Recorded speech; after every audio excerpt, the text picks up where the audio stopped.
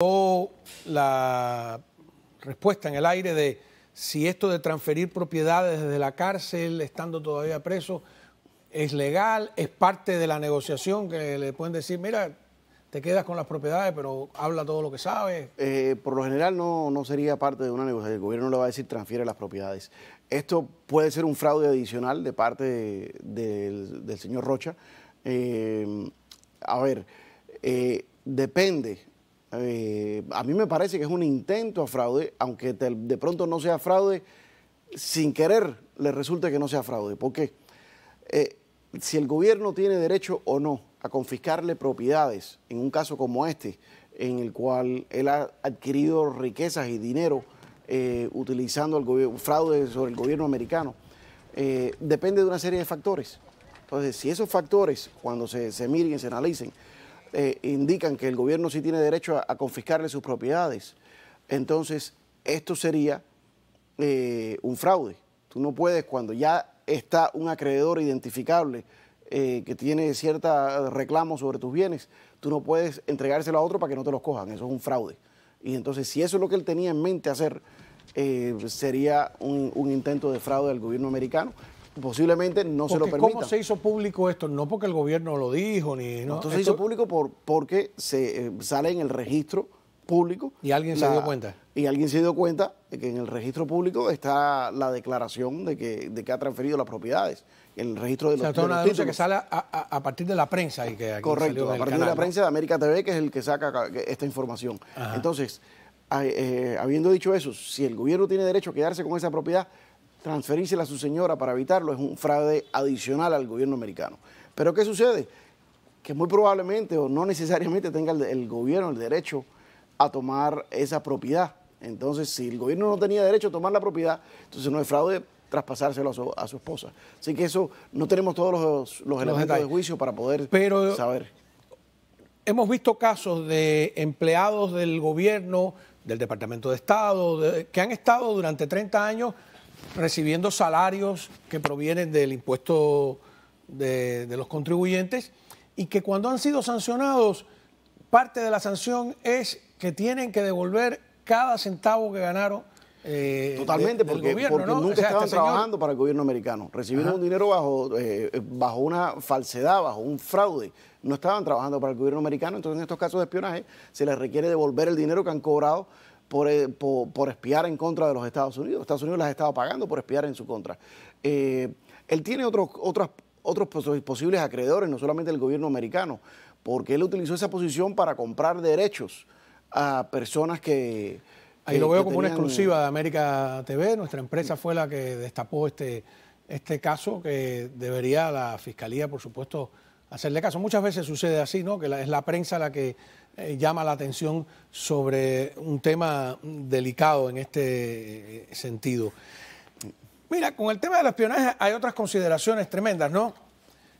Porque el peligro está que, bueno, tú le echas ahora cadena perpetua a este señor, 30 años, eres duro, y cuando ellos te capturan a uno, un espía americano, entonces son igual de duros, suelen a veces aflojar, negociar. Mi experiencia me dice que a lo mejor no lo condenan a muchos años. Eso es parte del riesgo de que uno asume cuando entra en esa profesión y esa carrera, tiene que estar dispuesto a dar la vida, y por eso es que son gente tan admirable. La consideración no es esa, la consideración tiene que ser dar el ejemplo, y por eso una de las causas de la traición es la pena de muerte. Lo que pasa es que no se aplica simple y sencillamente cuando quieres... cuando llegara esa persona a juicio va a divulgar otra información que es demasiado dañina para la seguridad nacional, o porque la persona te va a dar información que es muy valiosa para la seguridad nacional y entonces lo pones en una balanza. En este caso deben existir muchísimo más personas que Rocha pueda indicar con el dedo por la posición que tenía Rocha. Eso de que trabajan completamente independientes no es siempre el caso. Y ahora estamos viendo una noticia nueva que puede estar relacionada a esto.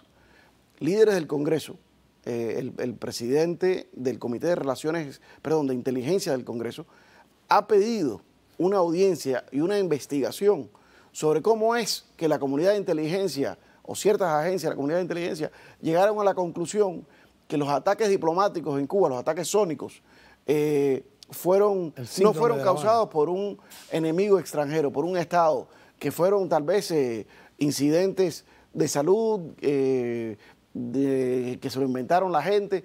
O sea, es una conclusión tan irrisoria lo que ha hecho la administración Biden. Que parece que hay una mano ahí de espionaje. Hay una mano de tratar de tapar esa información para que el señor Biden pueda llevar su agenda prometida en campaña de cambiar la política hacia Cuba. Como una de las misiones de Ana Belén Monte, que era precisamente decir que Cuba no era una amenaza para la seguridad nacional. Juan Manuel, en este momento hay una... Dicen que el tema de inteligencia es una guerra de sombras. Yo creo que parecería indicar que hay unas grandes competencias dentro de los servicios de inteligencia americanos, porque desde que han sacado a Bob Menéndez de la presidencia, donde vetaba todo cambio de política hacia Cuba, ha salido una cantidad de información de los servicios de inteligencia americanos que justificarían no hacer ningún cambio hacia la política hacia Cuba. Han amenazado de cómo interfirieron en las elecciones locales de la Florida, en la elección de DeSantis, la de nuestros congresistas. Han salido más información sobre Rocha, por ejemplo. Y ahora esto del señor de Mike Turner, presidente del Comité de Inteligencia, para ver si hay otro Rocha metido, tuvo la mano en esto de llevar a la conclusión de que Cuba no tuvo nada que ver con esos ataques sónicos que ocurrieron en Cuba. Cuba, que es un estado policíaco, totalitario, donde conoce todo lo que está sucediendo en su estado. Entonces, eso va por un lado. O sea, que está, por un lado, esa parte del servicio de inteligencia que dice, no vamos a dejar que politices un tema que es importante para la seguridad nacional. Y por otro lado, están las personas que quieren ese acercamiento a la dictadura y que de cierta forma han estado ayudando, como Rocha o como las personas que fueron los autores de ese reporte que decía que los ataques sónicos pasaron por la naturaleza, por una cosa que nadie conoce y que nadie entiende. Sí, que eran los grillos, como dijo Raúl Castro.